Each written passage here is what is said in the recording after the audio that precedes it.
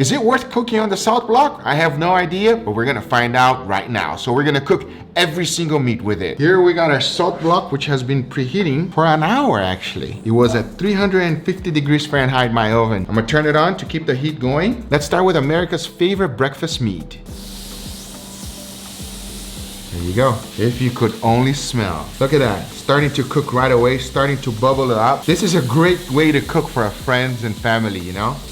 That smell coming through is delicious. Now here's what I like about it is that it's lubing up the salt block. You know what I mean? It's getting it nice and oily for all the other proteins. Notice that it's cooking quite well, everybody. Check it out. Let's flip it.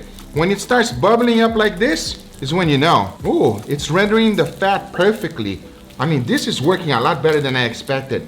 Now, as you know, bacon is quite salty, so I have no idea what to expect. Is it gonna be too salty? Or we're gonna find out right now because I'm gonna call it. These bacons are done.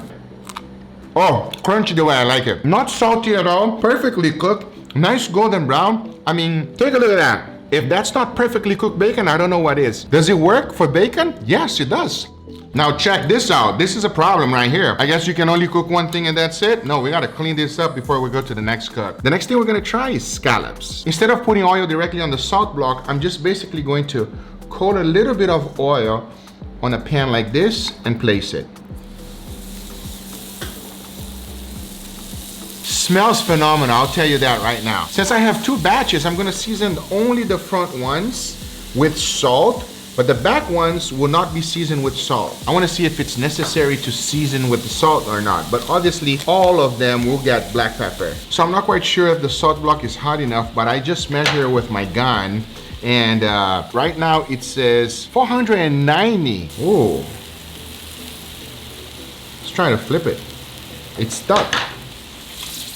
It's stuck like there's no tomorrow, everybody. This is taking a lot longer than I expected. I'm not getting the results that I wanted. I'm getting a little bit frustrated with the salt block right now with scallops because it just sticks and the crust sticks. That's why whenever I cook scallops, I like to use a non-stick pan. I mean, look at that. This one is already cooked. I don't want to overcook this thing here. This is not looking good, everybody. I'll be honest with you. You know, one of the most important things is to be honest with you guys and show you the real deal. Because if I recommend something, it has to be good. This one right here got a nice crust, so I guess this one is okay. So they're fully cooked already. I don't want to overdo it. Let's go ahead and try them. That's a good scallop. It's just a pain in the to cook. That's good. This is the one without the salt. Let's try it.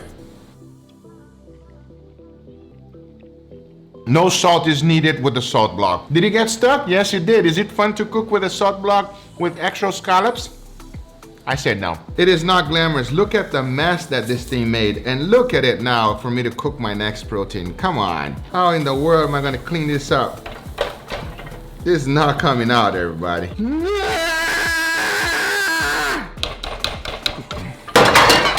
I quit. That was very frustrating. I flipped it so that I can burn off a little bit from that bitterness. That thing is impossible to take out, everybody. It got me a little frustrated, but I'm ready to try the next piece of meat.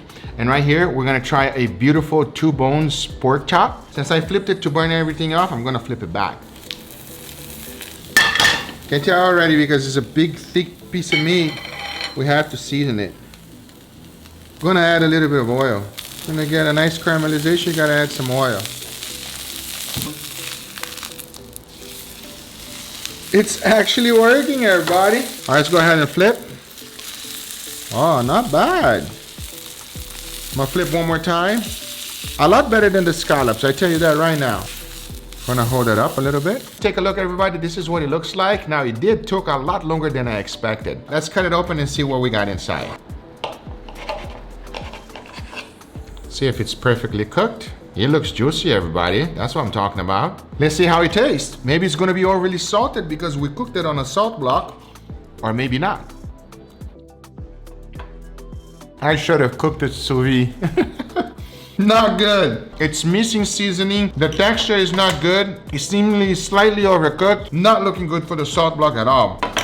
Not even gonna go for seconds. I'm just gonna give it to somebody else that is inside the house. Filet mignon, one of the most popular steaks in the United States. Now that there's no way that this one here is gonna be able to cook all the way through on the salt block, so we're gonna sous vide it, and that is the perfect way to do it. Also, since we have 4 of them, 2 of them we're actually gonna be adding salt, and the other 2 we're not. That way we're gonna be able to determine to see if the salt block actually needs salt or not. Now we bag them up, vacuum seal them, and they are ready. Now I'm gonna be cooking both of them in the same container at 129 degrees Fahrenheit for a total of 2 hours. You should cook them perfectly. We got a beautiful salmon. We're gonna see how it tastes. I'm gonna go skin down on this one. Notice that this crack, you see this crack, Angel? This crack right there is getting bigger and bigger by the minute, so I'm afraid that it might explode on me. So I'm gonna stand up just in case.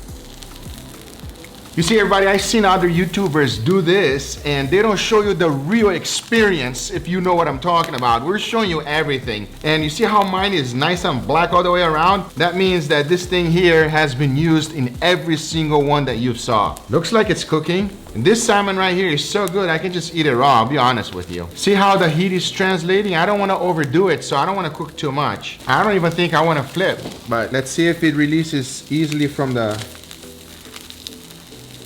Oh no! What is happening over here, everybody?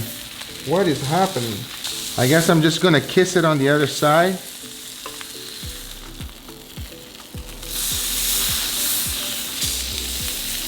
Now salmon has a lot of oil naturally, so you don't want to overcook the salmon at all. But at the same time, I want it cooked. If not, I would have just eaten it raw, you know? I'm gonna call it, everybody. That's it. I'm gonna take this off.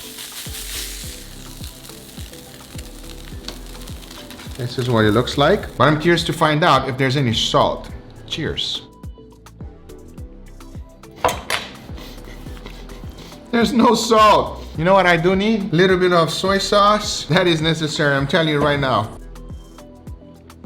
Now that is a lot better. So here's the deal. If the salt block is not bringing any salt to the experience of the actual food, why cook on it? Unless you want to make a nice show, a nice presentation, have fun on the table. It could also be a little bit dangerous because as I was cooking certain things, it was starting to crack, and that kind of freaked me out a little bit, I'm not gonna lie. Now, as you know, we have 2 sous vide cookings. One is unseasoned and the other one is seasoned. But how about if we use it as a serving dish instead of actually cooking on it? Is it gonna be good? Can we just rub it there and then just taste it? Because I think that might be a better application, because cooking on it, the only thing left to do is we got those filet mignons ready. I am definitely not searing my filet mignons on this thing because we are hungry and they better come out perfect. So now I say, enough talking and let's get them out. Let's do it.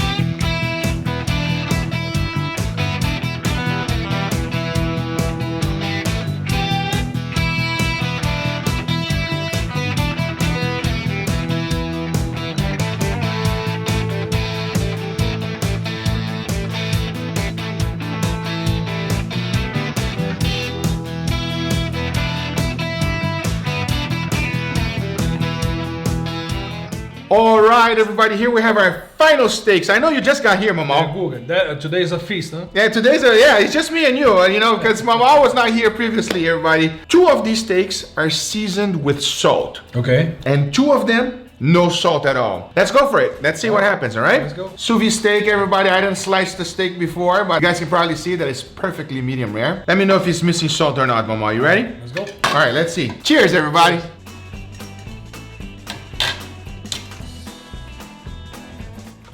Well, Mama's in heaven. I'm in heaven too. Let me just say that. It has a lot of flavor, but the one thing it doesn't have is salt.